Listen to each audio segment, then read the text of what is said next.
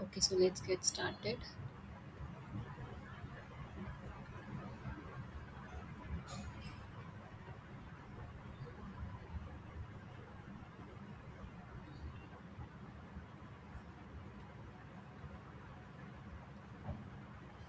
So I hope my screen is visible to all of you and I am audible as well.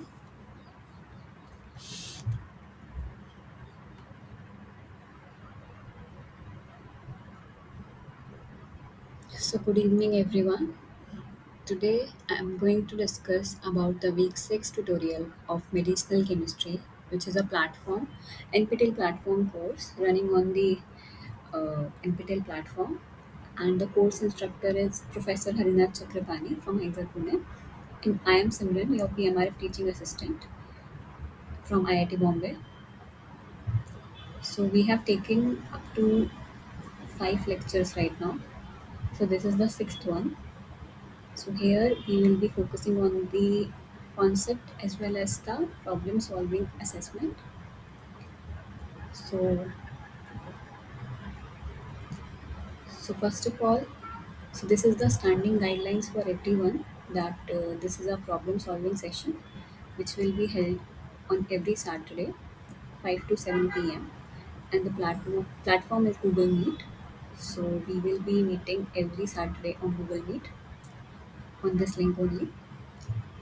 So in case of any network disruption, please wait, do not leave the lecture, and to make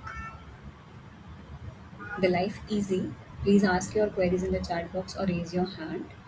Please don't switch on your mic unnecessarily, and these slides will be shared with the students soon as I am uploading these slides on the drive. So I hope you'll get the link of that particular drive. So the recordings of every session is available on YouTube channel, that is Simran NPTLTA. So this is my YouTube channel. So you can go through that. Every recording, every session I have taken, I have uploaded there. So this today's session also, whenever it got completed, I'll as soon as it is over, I will upload the recording on the YouTube channel. And please make sure to attend every tutorial to understand the course better. Because I have seen many of the people is not attending the course, attending the tutorial session regularly. So it is becoming difficult for them to understand what is going on. So it's a request to all of you, please attend to understand everything better, to understand, to have a good communication, to have a good understanding of the subject. So this is it for the standing instructions. So this is the week 6, and today we are going to talk about pharmacokinetics part 2, drug metabolism, and this ADME, that is this the pharmacodynamics. So first of all, we will be looking into the pharmacokinetics and pharmacodynamics. So what are these terms? So here this pharmacokinetics and pharmacodynamics are different from each other. Here is the definition. So here pharmacokinetics is the study of how the organisms affect the drug. So basically how the drug is affected in our body. So basically how the organisms affects the drug. And pharmacodynamics, how the drug is affecting you by taking the drug, how your metabolism is reacting. So this is known as pharmacodynamics. So it provides the basis to access the time course of drug concentration and their effects in body, whereas it detects the intensity of a drug effect relative to its concentration in a body fluid. So the analysis dose response curve. This is the drug concentration versus time, and यहाँ पे we will have this drug effect versus time. So these are the basic differences between the. So I hope it is understood to all of you. So this is pharmacodynamics. So it is a mechanism and effects of medication what you are taking. So if you are taking some of the medications, so how it is reacting on your body. So how the medication is affecting your organism. It is the pharmacodynamics, right? So there is a term known as pharmacology. So this pharmacology is a study of the effect of chemicals on living tissue, and it has two parts, that is pharmacodynamics and pharmacokinetics. So this pharmacodynamics is what the drug to the body. So basically, after taking the drug, what is happening to your body is pharmacodynamics, how it is reacting to the organism, and pharmacokinetics is what the body does to the drug. So basically, after taking the drug, how your body is going to react, right? So physiological three biochemical process of mechanism of action of drugs involves the it involves the dose response relationship, receptor binding, affinity, potency plus efficacy. So this is how the drug does to the body. So drug has these things involved, that is this dose response relationship, how it is binding to any of the receptor, how much the affinity was, how is the potency and efficacy of drug is maintained. So this is the terms which you are going to discuss in the pharmacodynamics. But when you are coming to pharmacokinetics, it is simply different. So it is a thing in which the body does to the drug. So basically, how body is reacting to that particular drug. So changes in concentration of the drug through physiologic processes. So basically, body is reacting, it involves absorption, distribution, metabolism, and excretion. So this ADME process is absorption, distribution, metabolism, and excretion. So this is how your drug is getting metabolized in the body. So this is how your body is reacting after taking any drug. So this is known as pharmacokinetics, right? So when you are talking about pharmacodynamics, you are talking about the drug, how it is reacting into your body. But when you are talking about the pharmacokinetics, it is the body that is responding to that particular drug. So how it is responding, that process is known as pharmacokinetics. So it involves the absorption, distribution, and metabolism and excretion. So how it is happening in the body. So simply, this is a pictorial representation. So what happens? Pharmacokinetics is medicine you are taking. This medicine is getting absorbed, metabolized, distributed through different transporters, and then in the final, it is getting excreted from your body. So this is how it is getting metabolized in the body. But when you are talking about this pharmacodynamics, so here what happens, that you have taken a drug, and now what this drug will do in your body, this will bind to any of the receptor, it will go to the binding site, it will activate some of the receptor, it will activate some kind of ion gated channels or something like that. So this is how it is reacting in your body, right? So this involves the pharmacodynamics. So the pharmacokinetics involves four of the major terms, that is absorption, distribution, metabolism, and excretion. So movement and modification of medication inside the body. So absorption is the first term. So it absorbs into the circulation first, the drug. Then distribution. It distributed to various tissues. Third one is the metabolism. Metabolized or breakdown. It got metabolized or breakdown into the body. And then the fourth and the last one is the excretion, that it could get eliminated or excreted in urine or feces kind of thing from your body. Okay, so this is the excretion process. So these four processes together uh, term about the pharmacokinetics. Now coming to the drug absorption. So first of all, we'll taking these things, concepts, and after that we will be taking the questions over it, right? So first of all, understand what is the process behind it, what is the theory behind it, and then you will be able to answer the questions quickly. So I hope what is pharmacokinetics and pharmacodynamics, it is clear to all of you. So next term is the drug absorption. So drug getting absorbed into your body. So basically there are two means of transport. First one is the active and second one is the passive transport. So active and passive transport. So in the active transport what happens?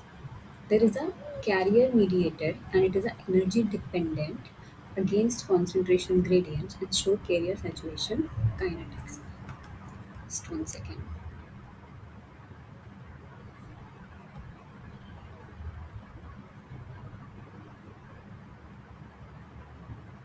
Okay. So I hope I am audible to everyone. Okay. So, drug absorption has two pathways, active and passive pathway. In active transport, there is a carrier mediated thing which is happening. So, here, carrier mediated energy dependent active transport. Basically, you need a carrier to transfer your drug from there here to there. So, it is against the concentration gradient, it doesn't depend on that, it is against over it, and it is energy dependent, right? And it shows a carrier saturation kinetics. Whereas when you are talking about the passive transport, it is energy independent. There is no carrier which is needed. So basically, there is a concentration gradient which is happening at this place, and now you are getting now the drug is crossed between this cell membrane and through the passive transport. So basically, there is no carrier which is involved in the passive transport. There is along the concentration gradient which is responsible for the drug absorption in the passive transport, and no saturation kinetics. So here in active transport, you need a carrier. You need a uh, carrier to pass through your drug from one place to another, basically outside the membrane to the inside the membrane, and it is energy dependent, but it is against the concentration gradient, right? It needs energy, but it doesn't follow the concentration gradient. Whereas in the passive transport, it follows the concentration gradient. It doesn't require any of the carrier to transport the drug from outside the cell membrane to inside the cell membrane, right? So passive diffusion of a water soluble drug via aqueous channel. So this is the aqueous channel what is happening, and passive diffusion of a lipid soluble drug. So the lipid soluble drug is readily going passing through your cell membrane, as I have already told you that the cell membrane inside part is lipophilic in nature. So the drug molecules which have the lipophilic nature will directly cross your cell membrane effectively because of the lipophilicity which is there inside the cell membrane, right? And the drugs which are water soluble, basically, I have told you that the cell membrane outside these polar heads are hydrophilic in nature, it is polar groups.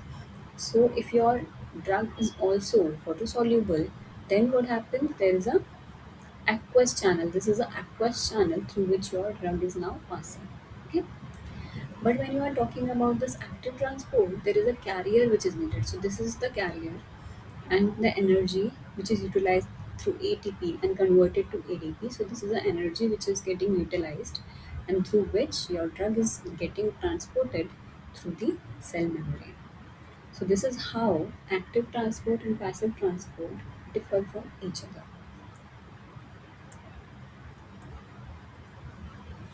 So basically, if you see here, in the passive transport, there is a diffusion which is happening, right?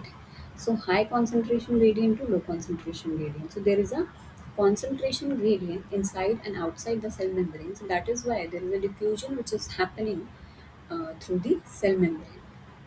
And there is also a facilitated diffusion in which the high concentration gradient to low concentration gradient, only you are transferring the drug. So there is a concentration gradient every time you are talking about the passive transport. But what happens here? Facilitated diffusion means you need a receptor kind of thing, and then it is getting transported, right? So maybe these things are the lipophilic drug which is getting through, and this is the hydrophilic drugs which needs a carrier or aqueous channel to pass through the cell membrane. But when you are talking about this active transport, so here there is a concentration gradient, but it doesn't depend actually on the concentration gradient. It requires energy to transport your drug from outside the cell membrane to inside the cell membrane. So here you need ATP, right? So energy is converting through ATP to ADP, and here your drug molecules are passing through like that against the concentration gradient. So it doesn't depend on the concentration gradient. It requires energy only, right, for the transport of the drug through the cell membrane. So this is how you can visualize the passive and active transport.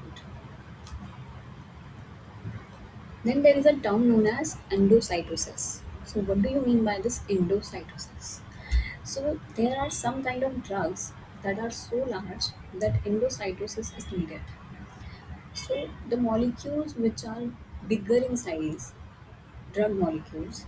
So there is a process which involves known as endocytosis. It is an active process in which a cell forms internal vesicle by engulfing its plasma membrane, allowing the absorption of various molecules and macromolecules from the extracellular fluid.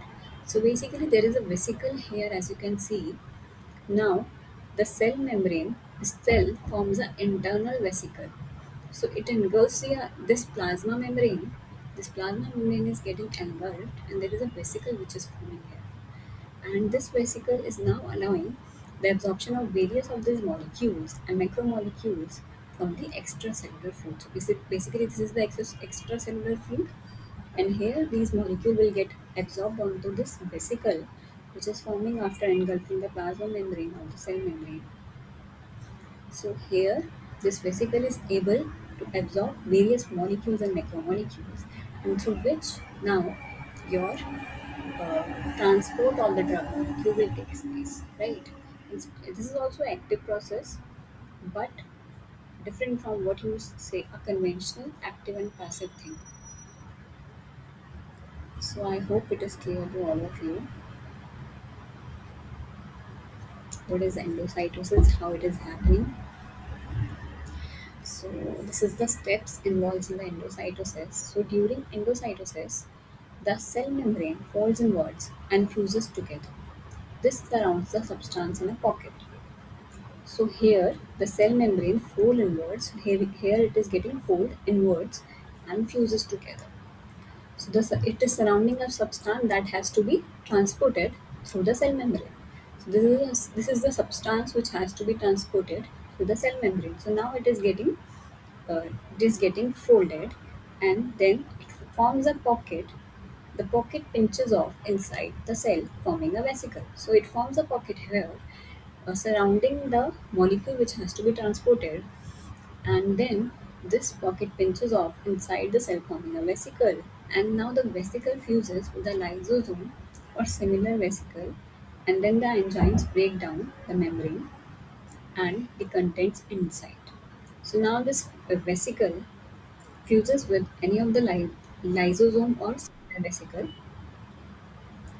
Then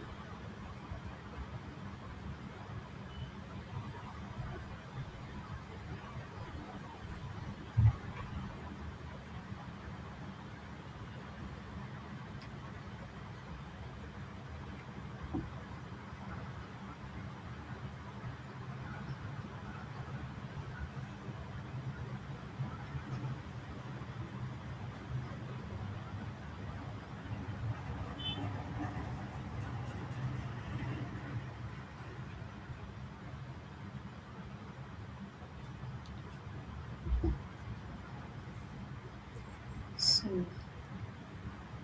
so the vesicle which is now pocketing inside is now breaking down, and The enzyme break basically the enzyme break down the membrane and the contents inside. So basically these contents are also getting broken down and then it is passing through your cell membrane. This is how the big molecules are passing through your cell membrane. Now there is a term known as bioavailability. So this bioavailability refers to the extent and rate at which the active moiety enters the systemic circulation and thereby accessing the site of action. So basically, if you are taking some amount 50 mg of your drug and it is getting metabolized 50%, like it is reaching to your target molecule like with full concentration, that means you have 100% bioavailability, right? But if it is getting metabolized in between your body, in between reaching to the target molecule, it is getting metabolized by your body, then the bioavailability drops down. It is not 100%, right? So it is an extent and rate at which the active moiety enters the systemic circulation. So if you have taken 20 mg of your drug molecule and then it is getting there completely at the site at which the action has to be required, then the bioavailability will be 100%. But if it is getting some of the molecules are getting metabolized inside the body uh, before reaching to the target molecule, target site at the receptor, whatever it will be, so then the bioavailability will drops down.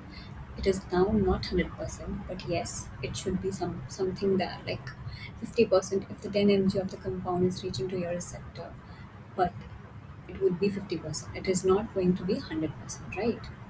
So this is how the bioavailability is measured.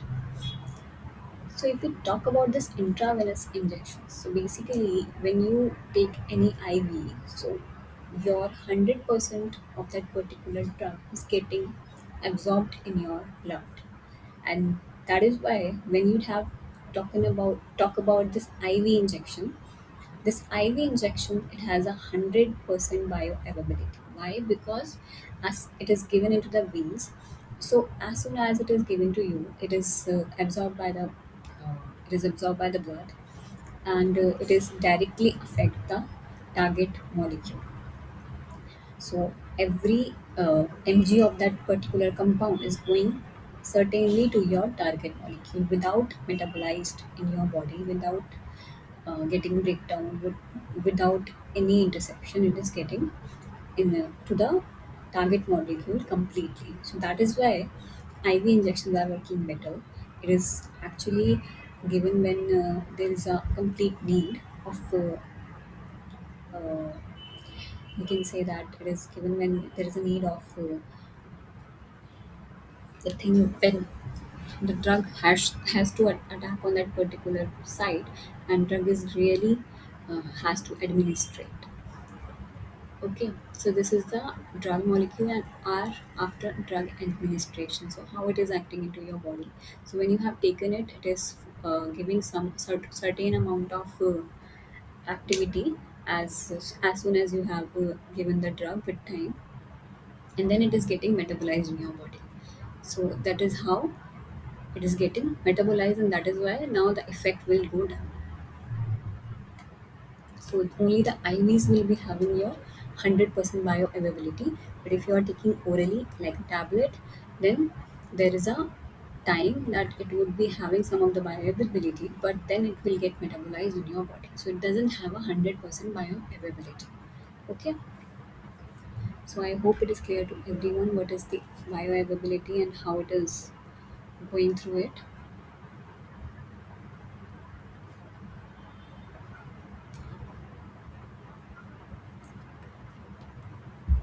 Just take a good look at this picture.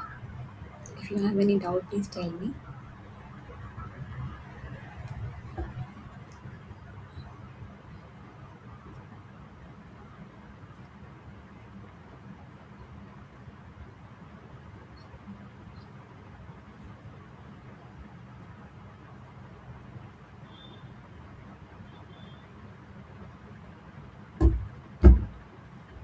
So I hope it is clear to everyone. Just moving forward. So now coming to the questions on the topic which we have discussed today, and yes, in the previous lecture also. Some of the uh, questions were not discussed in the previous lecture. So I have taken that question also into this week 6.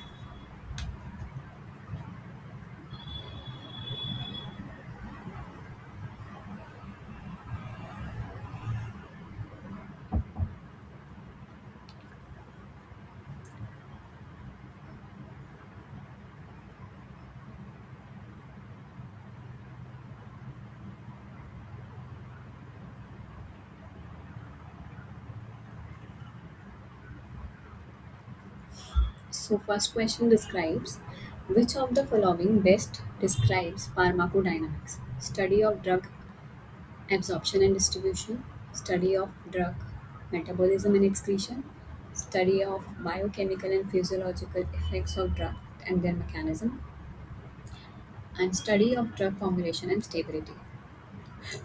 So, what do you think will be the correct answer for the pharmacodynamics? So, anyone has any answer? Just think about it. We have discussed about the pharmacodynamics, pharmacokinetics. So they're asking which of the following is best describing that term, pharmacodynamics. So is it the study of drug absorption, drug distribution, or drug metabolism and excretion, study of biochemical and physiological effect of drug and their mechanism, or study of drug formulation and its stability?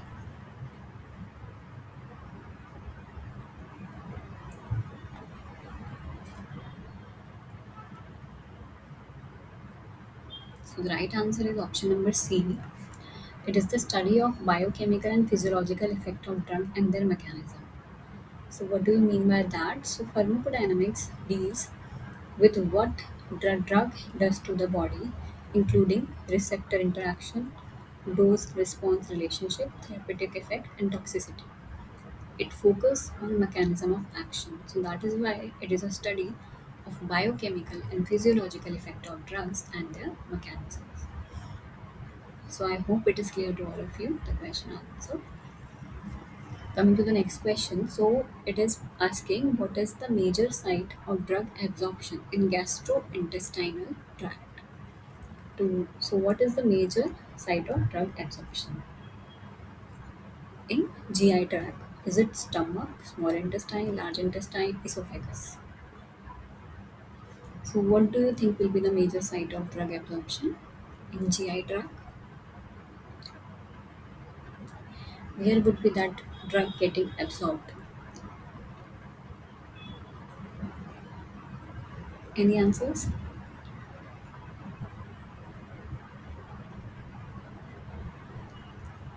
Okay, so right answer will be the small intestine. So why is it so? So the small intestine is the primary site for drug absorption due to large surface area, due to villi and microvilli, highly vascularized epithelium, longer transit time than the stomach, pH condition favoring the drug solubility. So because of the high surface area, high vascularized epithelium, longer transit time than the stomach, because your drug is taking a longer time into this particular transition time, then it has to take in the stomach. So there is a longer run time in the small intestine of the drug. pH conditions are also favoring it for the drug solubility. So stomach's acidic pH mainly helps in drug dissolution rather than the absorption. So why is the stomach is not the right answer? Because stomach's acidic pH doesn't help in absorption of the drug. Rather, it will only help in drug dissolution, basically drug solution into the blood. But when you are talking about the large intestine, it absorbs water and some drugs but plays a minor role in drug absorption.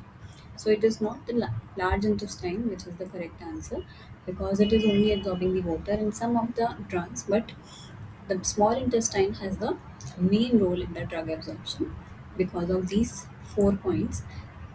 So that is why small intestine is the correct answer. So I hope it is clear to everyone. Going to next question. Which of the following best describes passive diffusion? So we have learned about the active and passive diffusion thoroughly. So what is the best term which is describing the passive diffusion? So option A, drug moves against the concentration gradient. Option B, requires ATP energy. Option C, occurs via specialized carrier protein with ATP. Or option D, drug moves from high concentration to low concentration without energy. So it is a very straightforward questions. If you have read about the active and passive diffusion, if you have learned about that, you can easily answer these kind of questions because it is very straightforward. So can anyone answer for me what is the correct one, correct option? Just think about it. We have discussed these two terms recently. Just think about it. What would be the correct answer?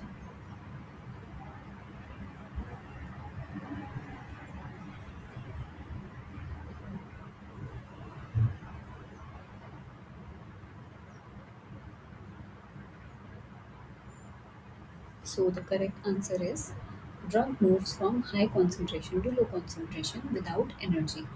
So we have already talked about the active and passive transport. So here in active diffusion, as you know, you need energy and it is not around the concentration gradient. But when you are talking about the passive diffusion, so there is a concentration gradient which is helping the drug to move in through the cell membrane instead of the energy. So energy is not required in that thing.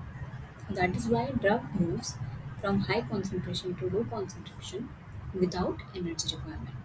So passive diffusion is the most common drug absorption technique and it occurs when a drug moves from an area of high concentration to low concentration, driven by a concentration gradient. So, no energy or carrier proteins are required, and fat soluble drugs diffuse across easily through the cell membrane.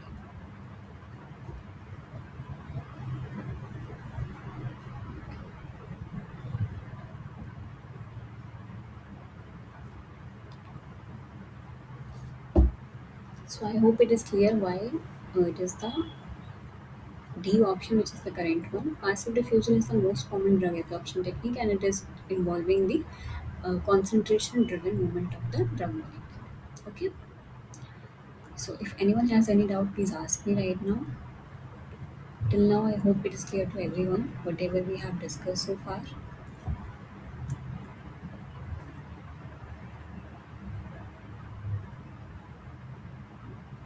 Now, coming to next question. So, the first pass effect occur primarily in which organ? Stomach, kidney, liver, lungs. First pass effect occurs primarily in which organ? Stomach, kidney, liver, or lungs. What is first pass effect first of all? So, any guesses?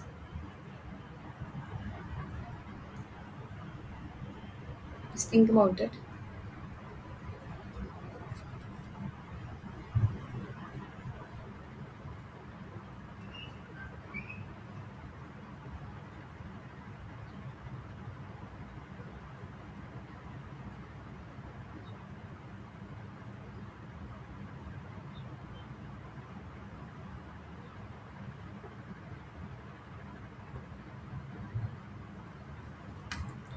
Okay, so right answer is the liver.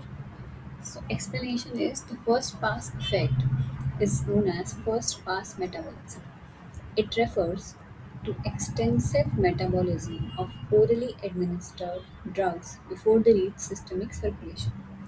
So if you have taken a drug orally and so there is firstly it will pass to the liver and there it will have a extensive metabolism and before reaching to this systemic circulation.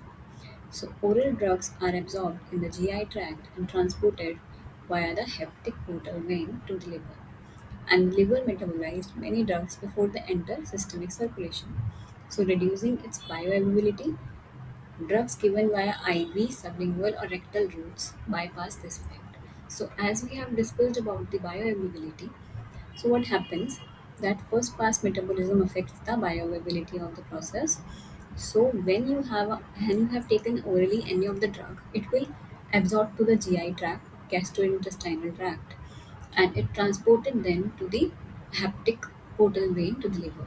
So it has transported to the liver, and it will metabolize now many of the drug molecules before entering the systemic circulation, in which they have to show the effect. So that is why your drug molecule is not reaching to your systemic circulation 100%. It is getting absorbed in some of the tissues, some of the part of your uh, body, and that is why it is reducing its bioavailability. But when you have taken any IV, sublingual, rectal routes partially, these things are bypassing your first pass effect, and it will be having your 100% bioavailability, right? So the first pass effect is taking place in your liver. So I hope it is clear to all of you what is the first pass metabolism, first pass effect, and how it is reducing your bioavailability of the drug, and how your IVs are bypassing this effect. So coming to the next question, which of the following factors increase drug bioavailability? First is high first pass metabolism, poor solubility, slow gastric emptying, lipophilicity.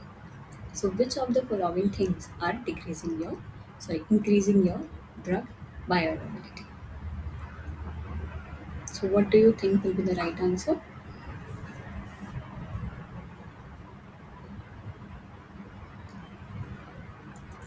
So, it is the lipophilicity. So, they are asking which of the factor is increasing your drug bioavailability, not decreasing.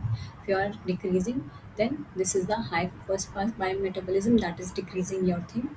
Poor solubility is also decreasing your drug bioavailability, and slow gastric emptying is also decreasing your drug bioavailability. But when you are talking about lipophilicity, that is only a thing which can increase your bioavailability of the drug. So basically, it refers to a fraction of administered drug that reaches systemic circulation. So which fraction of your taken drug is reaching your systemic circulation? So how much amount of your administered drug, taken drug, is reaching your systemic circulation? So lipophilic drugs this crosses the cell membrane more easily and increasing the absorption. Because I have talked about the cell membrane structure, it is consist of a polar head groups and non-polar uh, fatty acid chains, right? Fatty chains. So that fatty chains are lipophilic in nature, and if you have to cross the cell membrane and the molecule is lipophilic, then it is very easy to pass that, and it is also increasing the absorption. So factors that actually decrease the bioavailability is the high first pass metabolism, low solubility, and drug instability in gastric acid. So drug is actually unstable when you are talking about the gastric acid. Okay, that is why D is the correct answer. The lipophilicity.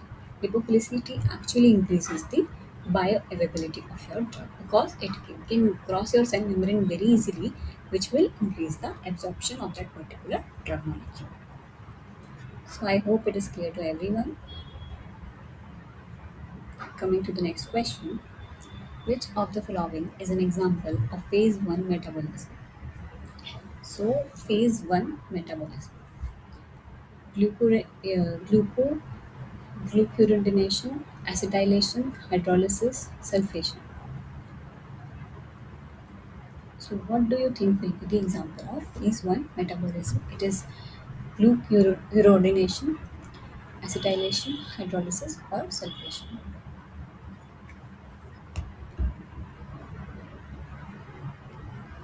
Any answers?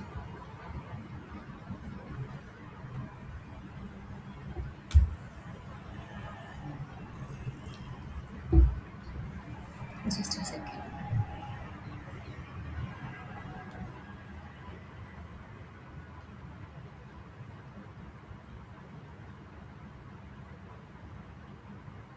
Yes. So, the right answer is hydrolysis. So, phase 1 metabolism involves functionalization reactions like oxidation, reduction, and hydrolysis that introduce or expose a functional group to the drug. So, cytochrome P450 enzymes mainly mediate oxidation reactions in the liver. Hydrolysis is a common phase 1 reaction, breaking esters and amides. Phase 2 metabolism involves conjugation. It involves this glucuronidation, sulfation, acetylation to make the drugs more water soluble for excretion.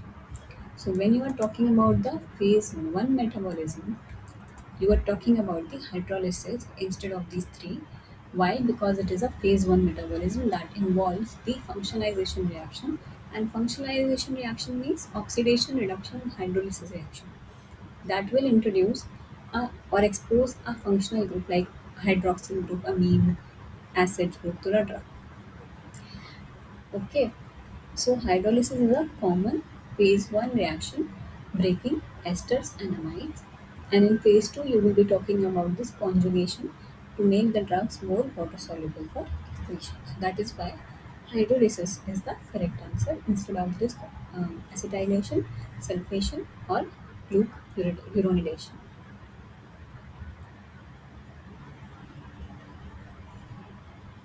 I hope it is clear to everyone. If anyone has any doubt, please ask me.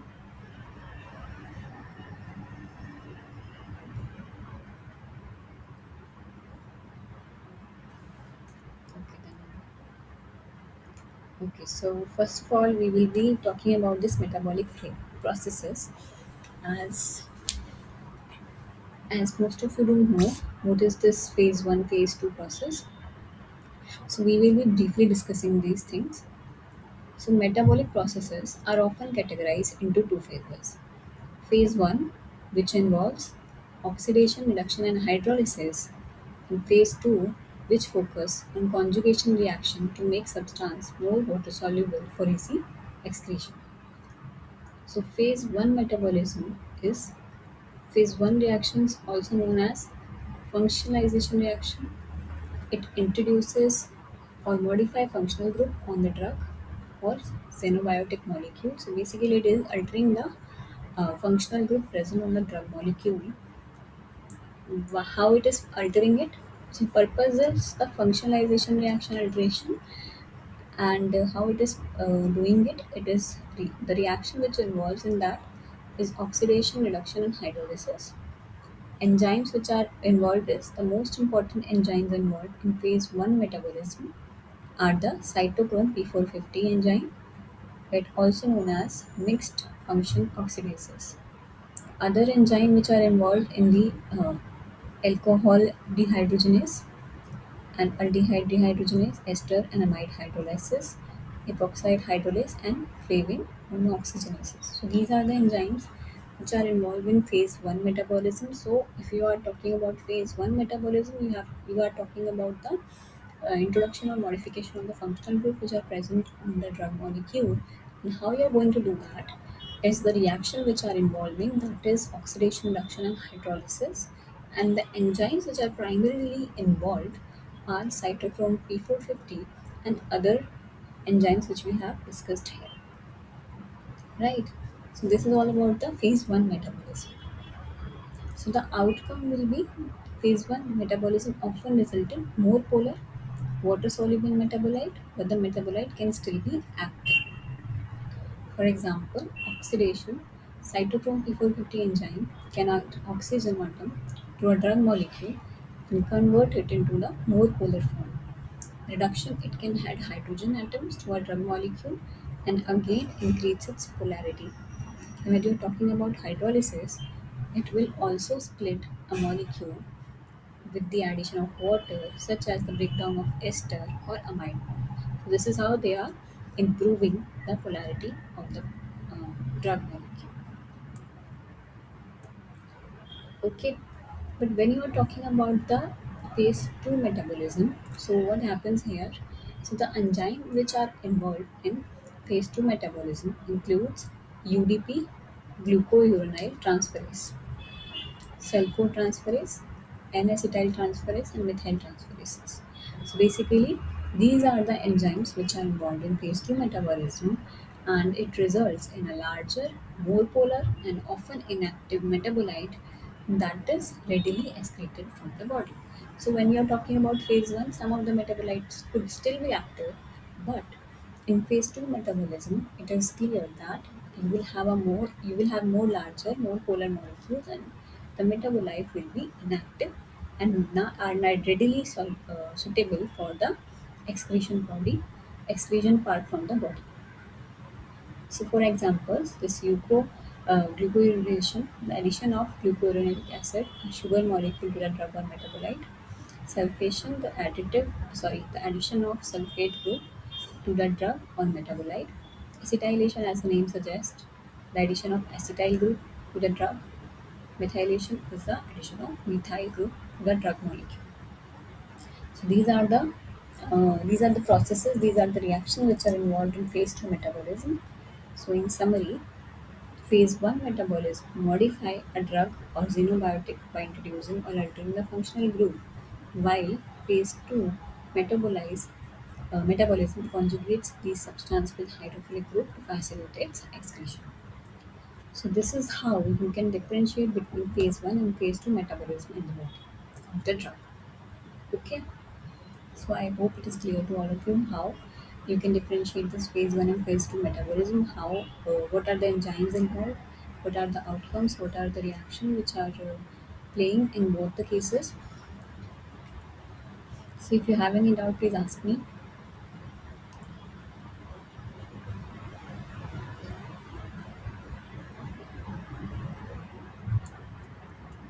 So coming to the next question, if no one has any doubt. So what is the main function of cytochrome P450 enzymes? Hydrolysis of drugs, oxidation and metabolism of drugs, active transfer of drugs, protein synthesis. So you have to list the main function of cytochrome P450. So we have discussed about that enzyme in the last slide. So what do you think will be the main function of that particular enzyme among these four options?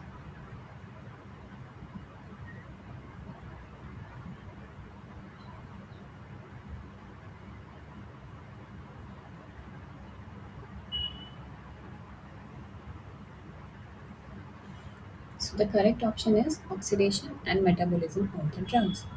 So as I have already explained you that cytochrome P450 enzymes are responsible for the phase 1 metabolism, right? So it mainly goes through a oxidation reaction. These enzymes help convert lipophilic drugs into more polar metabolites for easier elimination.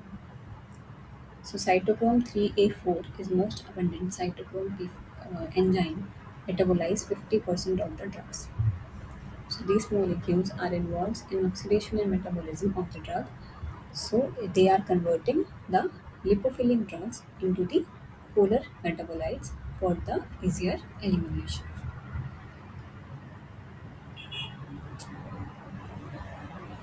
Now coming to the next question. So which of the following is a major reason DNA is considered an important drug target? DNA is present only in cancer cells. DNA controls protein synthesis and cell replication. DNA is located only in cytoplasm. DNA is not protected by proteins. So, what do you think will be the major reason the DNA is considered as an important drug target? So, think about it. We have discussed these things in the previous lectures as well. So, I'm taking the questions from the week 5 because I have not got the time to talk about them in the last lecture. So, I'm taking those questions which are remaining from the last slide.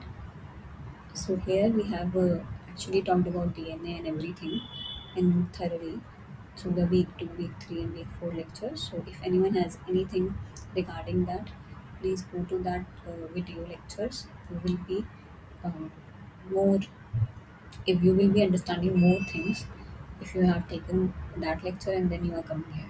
Okay. So what do you think will be the right answer among these four?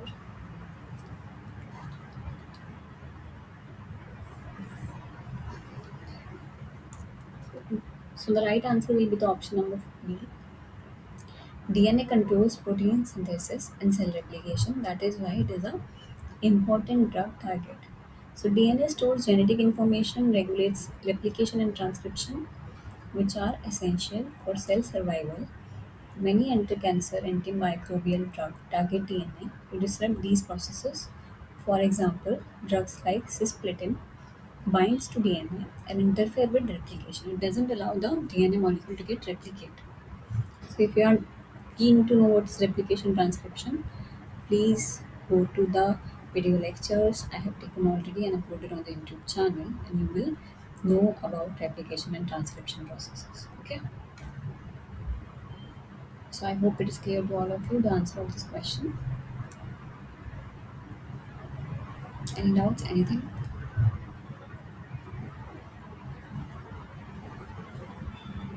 So if not, let's go to the next question. So what is the primary function of ribosomal RNA? That is rRNA. So rNA, so it will store the genetic information. It carries amino acid to ribosome. It catalyzes peptide bond formation during translation. It serves as a template for protein synthesis.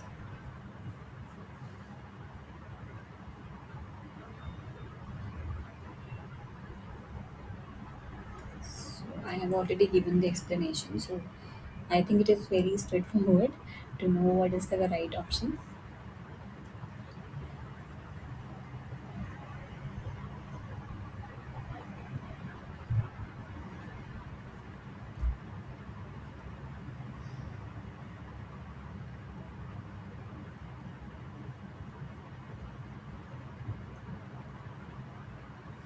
Okay, so the right answer is option number C. It catalyzes the peptide bond formation during translation. So why the all the other things are not correct? So rRNA is storing the genetic information, that is not correct, because DNA stores the genetic information, not the rRNA. It carries amino acid to ribosome. It is also incorrect because transfer RNA, as we have talked about the tRNA, mRNA, rRNA. So there we have talked about that tRNA brings amino acid to the ribosome, not the rRNA. It catalyzes the peptide bond formation during translation, right? So it is the correct answer. rRNA plays a catalytic role in forming peptide bonds, acting as a ribosome. It serves as a template for protein synthesis. It is also incorrect because mRNA serves as a template, not the rRNA. So rRNA is a structural and functional component of ribosome. It helps in ribosome assembly and it catalyzes the formation of peptide bonds, making it essential for the translation process. So that is why it catalyzes the peptide bond and formation of the information during translation. So it is essential for the translation process. So I hope it is clear to all of you.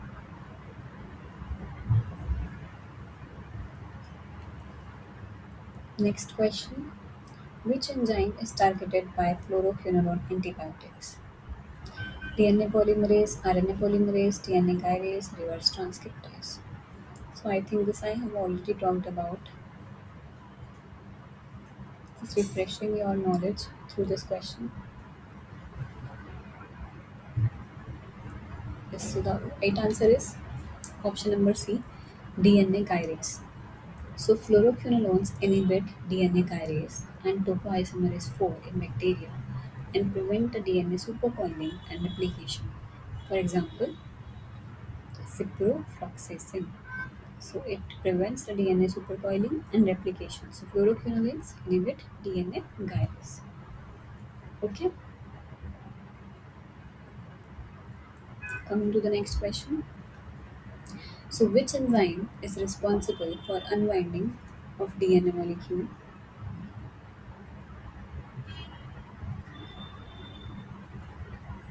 So which enzyme is responsible for unwinding the DNA helix during replication? Is it DNA polymerase, helicase, ligase, or topoisomerase? So, what do you think will be the enzyme which is responsible for unwinding the DNA molecule during replication? So, this we have already talked about in the DNA replication translation processes, and we have actually gone through the uh, functions of every of these enzymes. So, what are the processes? What are the functions these enzymes do in the DNA replication, coiling, transcription? So, based on that, you can answer this question.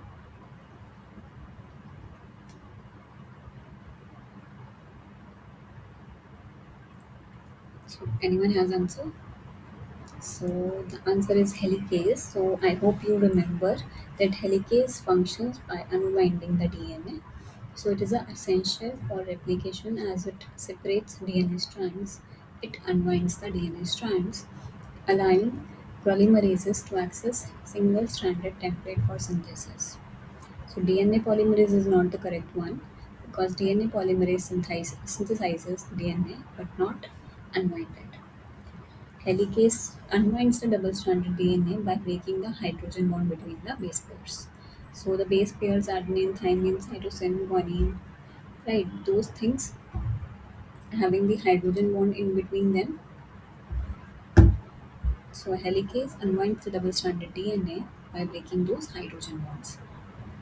Ligase is also incorrect. So ligase joins DNA fragments but does not unwind the helix. Topoisomerases, when you are talking about that, it reduces the supercoiling but does not unwind the DNA. So that is why helicase is the correct answer. It is only the capable enzyme which will unwind your DNA. Now coming to the next question, which of the following is not a component of nucleotide? So nucleotide, nucleoside, that thing we have already seen, talked about in the previous lecture. So based on that, you can answer it. So the nucleotide does not have a component, is it doesn't have the nitrogenous base, phosphate group, a deoxyribose sugar, or a amino group. So which of them will is not a component of nucleotide? Just think about it.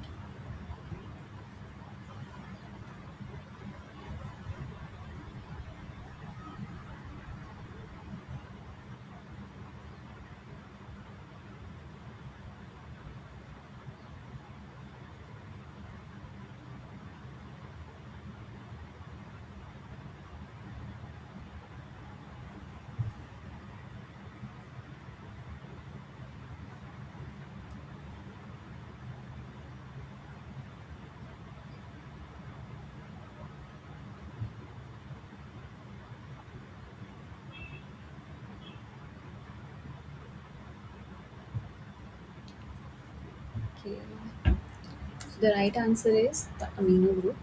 So, as we have already talked about nucleoside and nucleotide, so a nucleotide consists a nitrogenous base, a pentose sugar, or a phosphate group. But amino groups may be a part of some nitrogenous bases, not a nucleotide, but they are not a fundamental nucleotide component.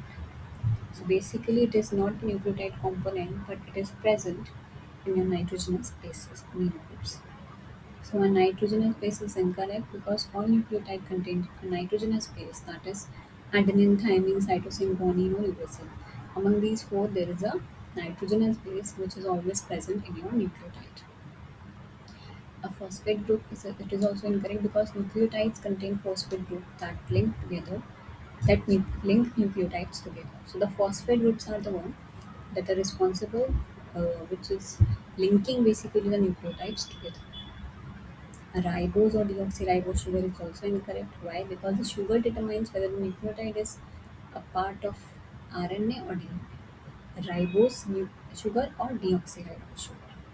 So that determines RNA and DNA.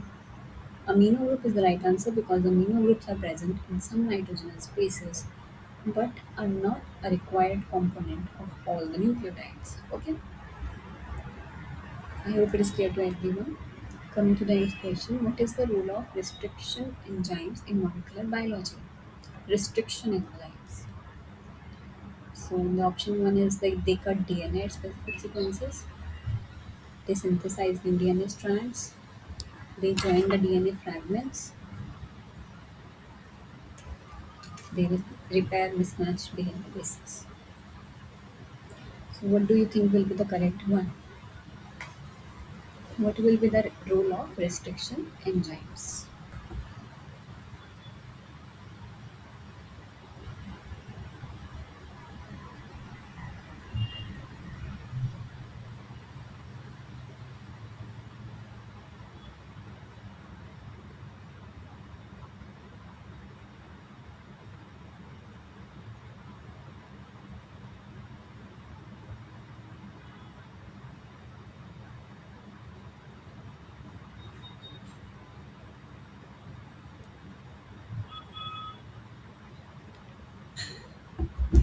Okay, so the right answer is they cut the DNA at specific sequences. So this is the role of restriction enzymes. So what are the restriction enzymes? These are the bacterial defense protein that cut foreign DNA at specific site, enabling recombinant DNA technology. So these are known as restriction enzymes. So why all of the other the things are incorrect? So they cut DNA at specific sequence, right? Restriction enzymes recognize and cleaves specific DNA sequences crucial for genetic engineering. They synthesize new DNA strands.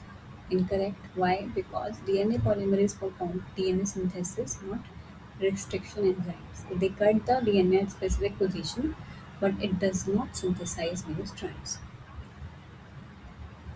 They join DNA fragments. It is also incorrect because ligase, DNA ligase, is the enzyme that involves for the joining of DNA fragments, whereas restriction enzyme cut them.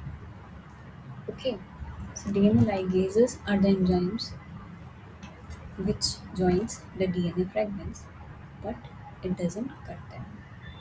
They repair mismatched DNA bases. No, why? Because DNA repair enzymes, not restriction enzymes, correct mismatch bases. So DNA repair enzymes are repairing the mismatched DNA, but not the restriction enzyme. So that is why option A is the correct one. So I hope it is clear to all of you.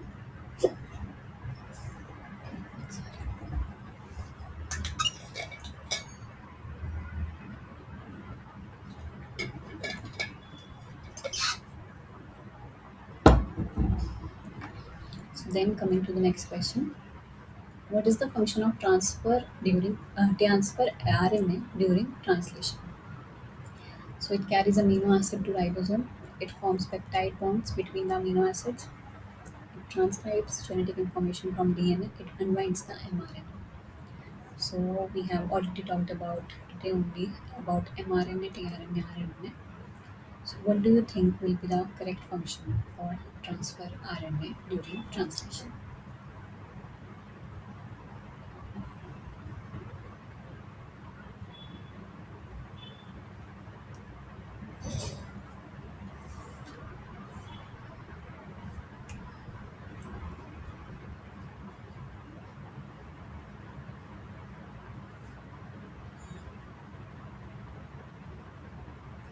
So the right answer is it carries amino acid to ribosome.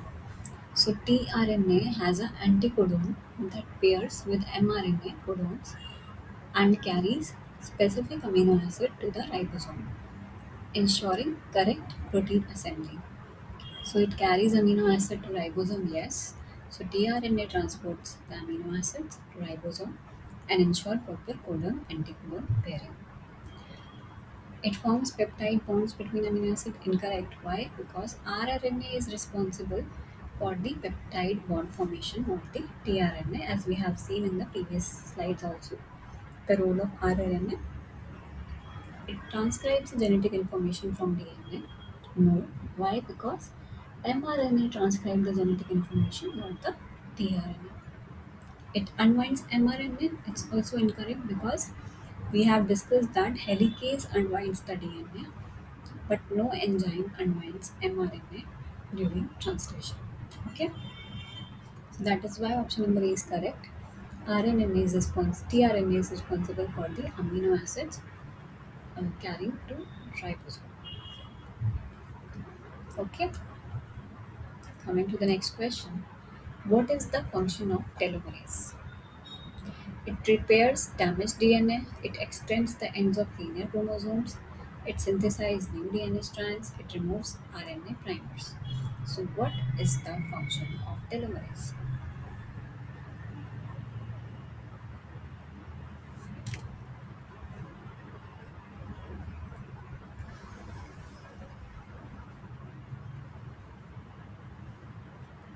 So, the telomerase it actually extends the ends of linear chromosome. So, what happens? Telomerase adds protective sequences to chromosome ends, preventing degradation and maintaining genomic stability in dividing cells. So it repairs the damaged DNA. It is incorrect because DNA repair enzymes are responsible for repairing the damaged DNA, not the telomerases. It extends the ends of linear chromosome. Yes. Telomerase prevents chromosome shortening by adding repetitive sequences to telomeres. So it actually prevents the chromosome shortening, extends the end of linear chromosome. Synthesizes new DNA strands? No. Why? Because DNA polymerases synthesize the new strands, not telomerases. It removes RNA primers? No. Because DNA polymerase 1 removes the primer, not telomerase. Okay. That is why option B is the correct one. Coming to the next question. What type of bond links nucleotides together in a DNA strands? Hydrogen bond, peptide bond, phosphodiester bond, glycosidic bond. So they are asking which bonds are linking your nucleotides together in a DNA strands. So it's a very basic question. So what do you think will be the right answer? Which bond is necessary for linking your nucleotide together?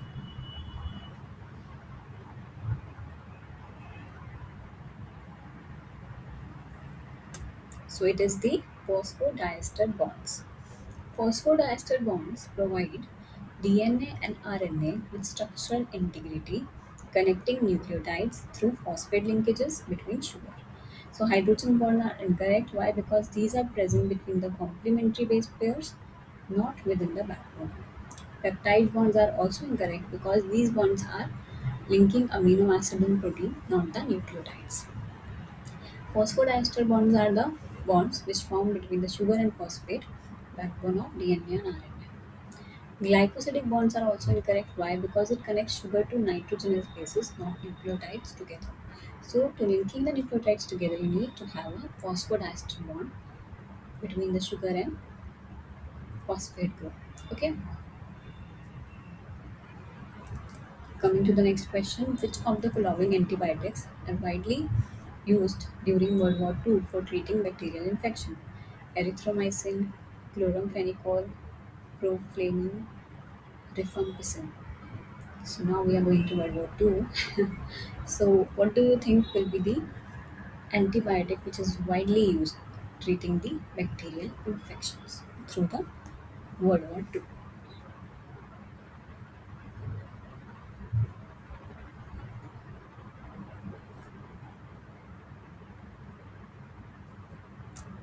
So the right answer is proflavin. So proflavin is a synthetic acridin derivative that was used as an antiseptic for treating wounds during World War II. It intercalates into bacterial DNA, disrupting replication. Other antibiotics like erythromycin or chloramphenicol were discovered after World War II and were not widely used at that time. So that is why proflavin was the correct one. So erythromycin is a macrolide antibiotic discovered later in 1952. Chloramphenicol is also discovered in 1947 and is not associated with World War II. But proflavin is a acridin dye was used as an antiseptic and antibacterial agent during World War II. Rifampicin was discovered much later in 1965 and is mainly used for tuberculosis. It is a drug used for TB, not for the bacterial infections. So, coming to the next question, What type of interaction occur between aromatic rings in DNA-based stacking?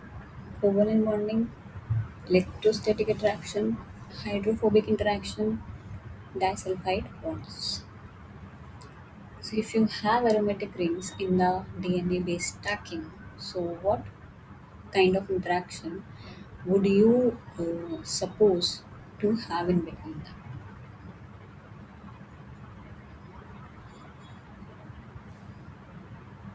We have talked about it previously also in the previous lectures. So if anyone has any clue over it,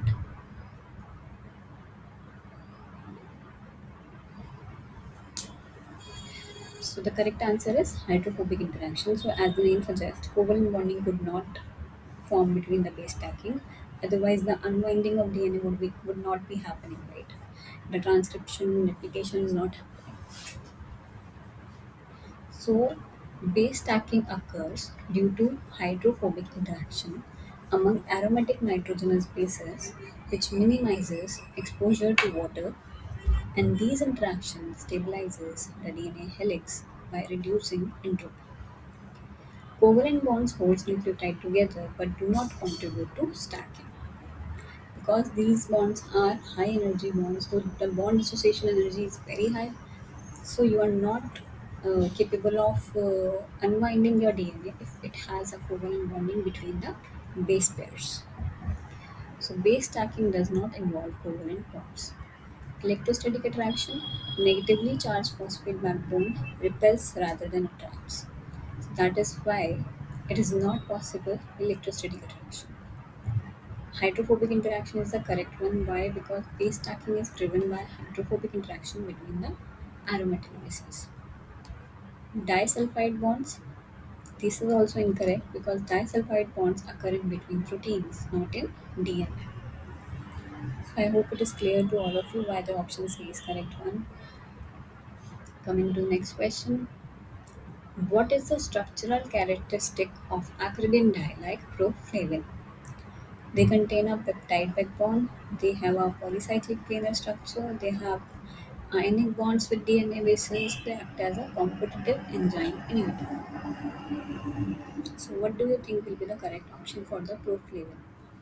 That is a antibacterial drug used in the World War II.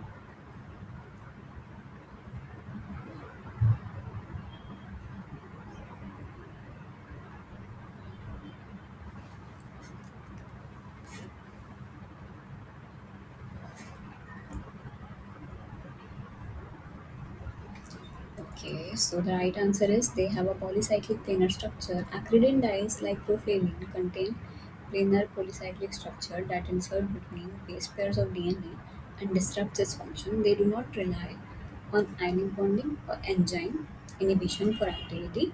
So they contain a peptide bond, no, because peptide bonds are found in proteins, not dyes.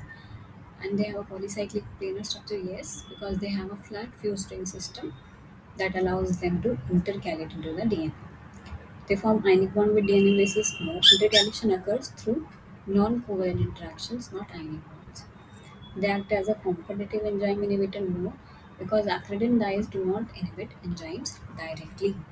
Okay, so that is why option number B will be the right answer. Coming to the next question, which structural feature of DNA allows it to carry genetic information? Double helix structure, single stranded nature, presence of disulfide bridges, presence of uracil. So, what do you think is the characteristic feature of DNA that is important for carrying the genetic information?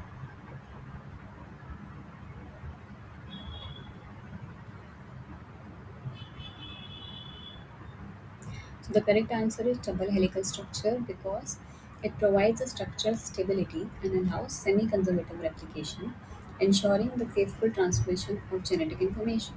So, double helix enables stable storage and replication of genetic information. Single stranded nature? No, because DNA is double stranded, unlike the RNA, which is single stranded. Presence of disulfide bridges? No, because disulfide bridges are found in proteins, not in DNA. Presence of uracil? Uracil is found in RNA but not in DNA. So that is why double helical structure is the thing which is providing the stability to that DNA. which is important for the transmission of genetic information. Coming to the next question, what is the role of DNA intercalating agent? They replace nucleotide bases, they distort DNA structure and inhibit replication, they act as ribozymes, they enhance transcription efficiency. So it is very straightforward. We have talked about it. What is the role of DNA intercalating agent?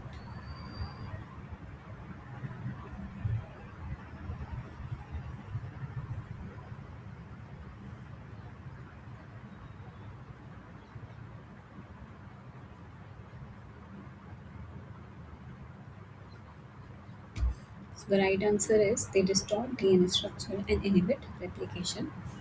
So intercalating agents such as acridine dyes insert themselves between the base pairs, causing distortions that disrupt replication and transcription. They replace nucleotide bases? No, because intercalating agents do not replace the bases but insert between them.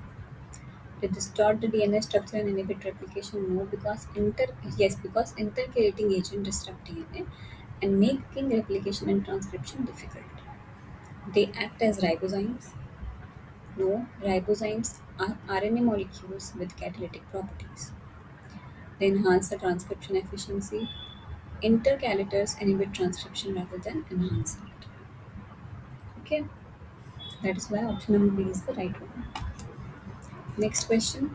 Which of the following is a function of nucleotides in biological system? Only serve as building blocks for DNA, act as energy carriers in cells, only participate in RNA synthesis, function as structural components of protein. So, what do you think is the function of nucleotides in the biological system? So, the correct answer is it acts as a energy carriers in cell. Nucleotides such as ATP, GTP function as energy carriers. They are also precursor for DNA or RNA synthesis. So, it only serves as a building block for DNA? No, because nucleotides have multiple functions beyond DNA synthesis. Act as energy carrier in cell? Yes, because ATP, GTP have nucleotides that store and transfer the energy.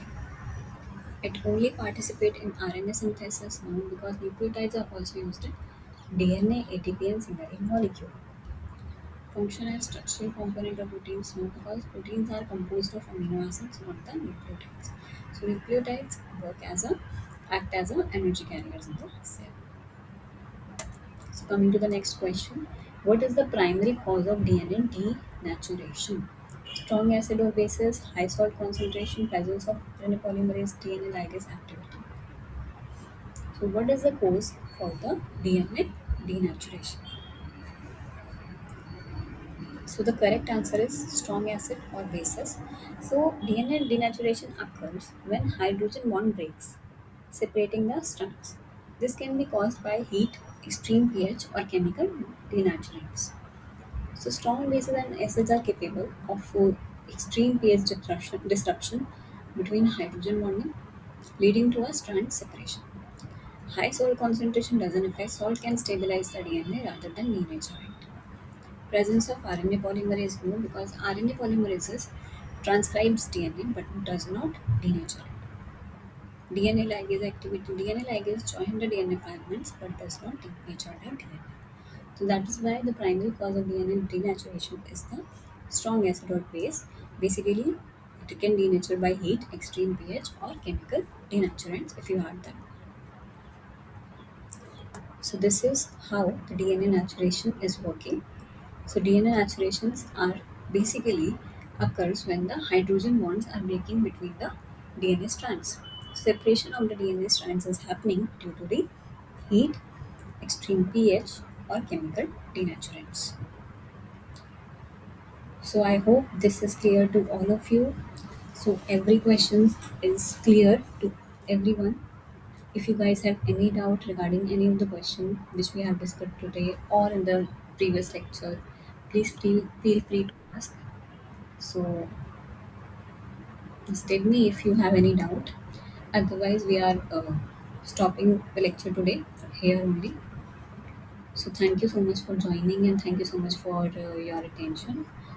And I hope you have understand the topics today. You have gained some of the knowledge throughout this lecture.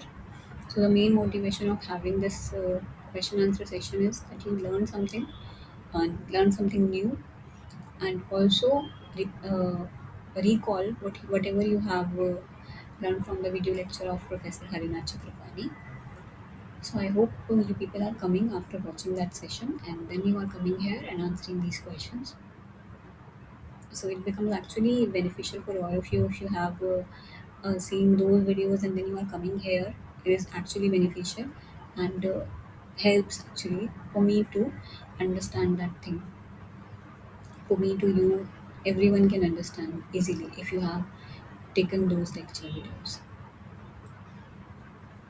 So I hope everything is understood.